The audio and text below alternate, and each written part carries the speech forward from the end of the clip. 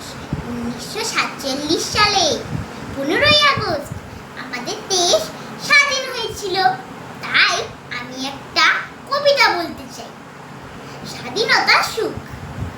কবি রজনীকান্ত সেন লিখেছেন। বাবুই পাখিরে ডাকি পহিছে চড়াই, উড়ে ঘরে থেকে করো শিল্পের বড়াই। আমি আমি থাকি মহাসুখে অট্টালিকা পড়ে, তুমি কত কষ্ট পাও রোদ বৃষ্টি ঝড়ে।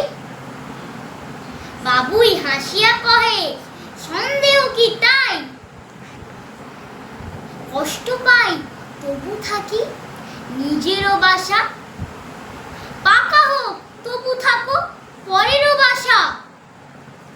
নিজ হাতে গড়া মোর কাঁচা ঘর খাসা। কেমন হয়েছে বন্ধুরা? আমি এই কবিতা করলাম, আপনারা কমেন্টে জানাবেন।